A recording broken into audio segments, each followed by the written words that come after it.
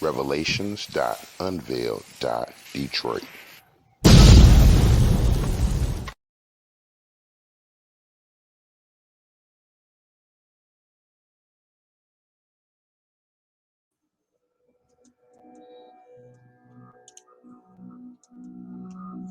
He perfected his hunt.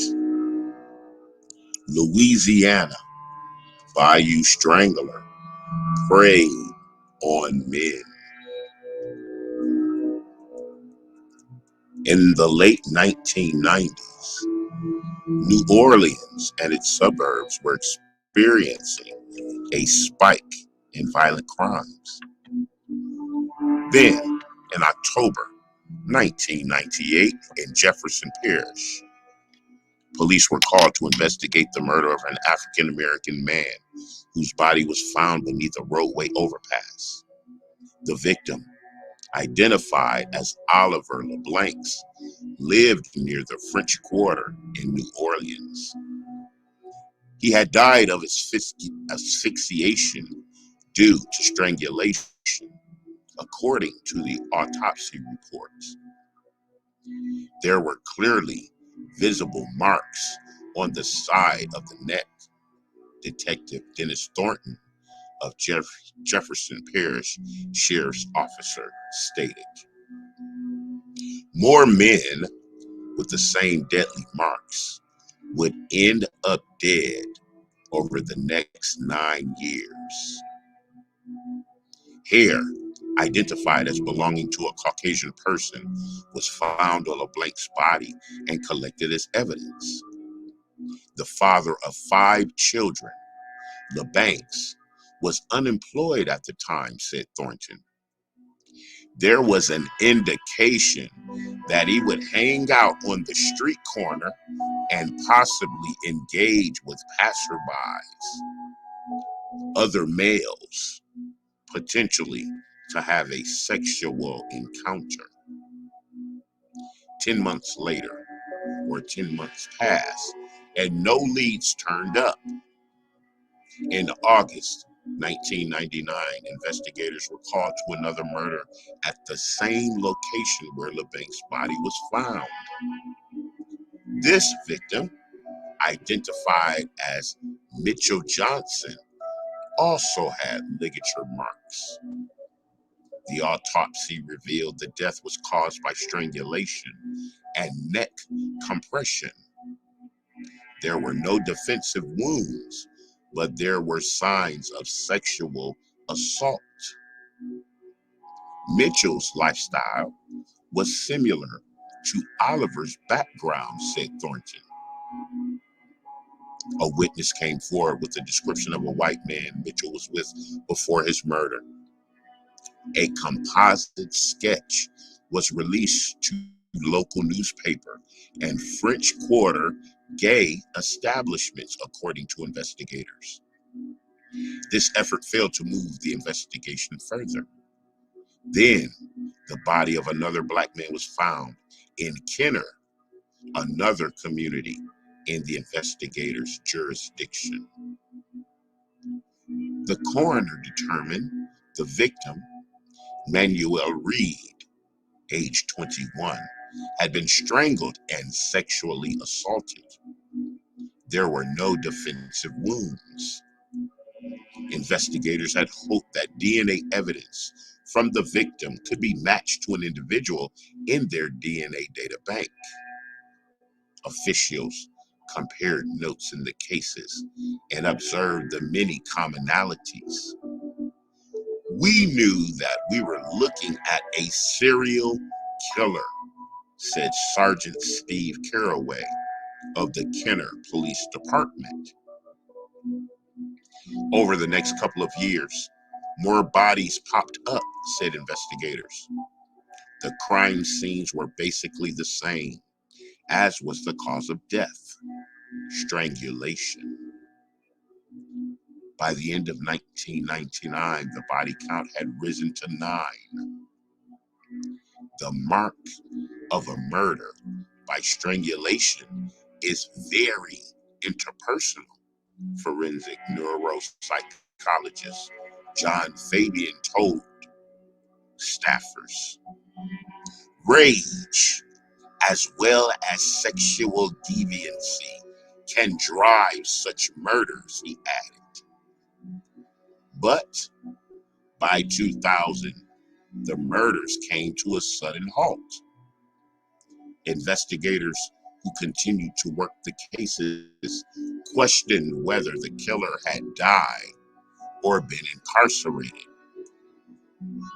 In October 2002, in Houma, a community about 15 miles from Jefferson Parish, a series of homicides mirroring the earlier ones began.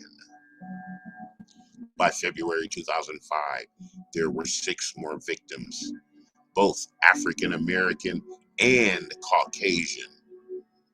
7 months later, the homicide count numbered 21. The Louisiana Attorney General's office started a task force. Police and sheriff pooled their resources and redoubled their efforts. Leads emerged, but many of them turned into dead ends. A break came in the case when Ricky Wallace, a parolee in Terrebonne Parish, came forward. He told authorities about accepting a ride from a white man who had a picture of an attractive woman on his dashboard. The driver, who was heavyset and white, asked Wallace if he'd like to have sex with the woman and be willing to be tied up by her. Wallace agreed, but when they reached their destination, 2 trailers, there was no woman there.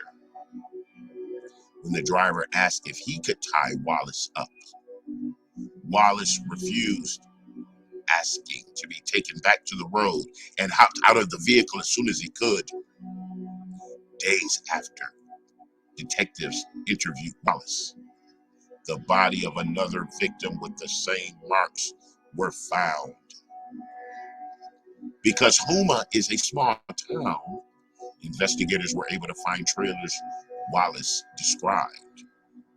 They identified the driver who picked them up as 41-year-old Ronald Joseph Dominique. The property belonged to his sister. Investigators surveilled Dominique, who had a job working for a supply company. A check of his criminal history showed that several years prior, he'd been arrested for sexually abusing a man. That increased authorities' interest in him. After 2 months of surveilling Dominique, investigators brought him in for questioning. They told him they wanted to discuss Ricky Wallace. While he didn't know the name, Dominique recognized the situation sheriffs described. Dominique denied any wrongdoing with Wallace and said his earlier arrest was unjust. He claimed that the victims had tried to rape him, an investigator told staffers. Dominique agreed to give a sample of his DNA, but investigators will have to wait for the results. Developing a DNA profile was a process that took time, investigators said, and the impact of Hurricane Katrina impeded progress. By October 2006, the body count numbered 23. The same month, the DNA found on the body of Manuel Reed came back a match to Dominique. The hair on the banks was also a match. Dominique was arrested and brought to the sheriff's station.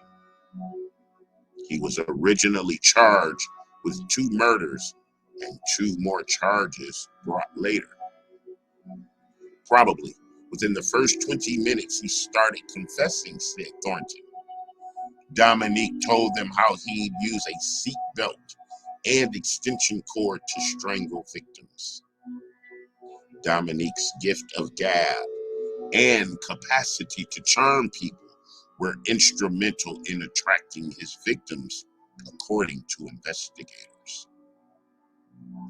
Ronald Joseph Dominique's angle, investigators told the paper, was that his murders were justified because his victims had raped him. There would be moments that he would go off on what he remembers as an escapade of his that was sort of braggadocious, said Thornton. Often, sex offenders are in denial of their offenses and they have cognitive distortions in which they switch roles, added Fabian. And they believe they are the ones that were taken advantage of.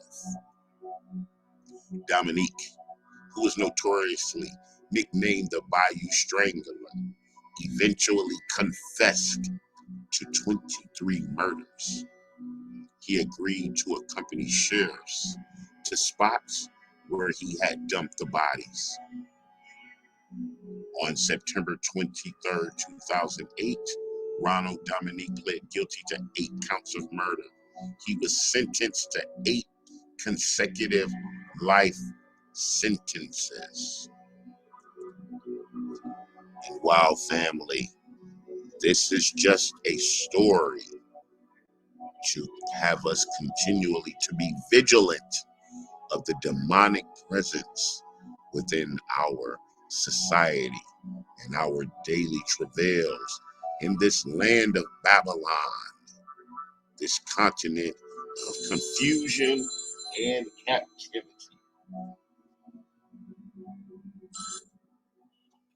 We shall be vigilant and ring the bell and shine the light and blow the horn on those who prey upon the weak, the meek, the downhearted, the downtrodden, and the chosen.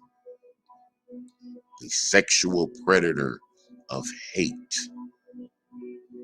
is in our midst.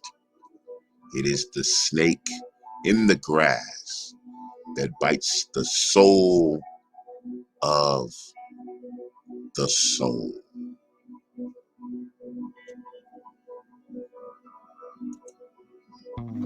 And until we are together again, I love you.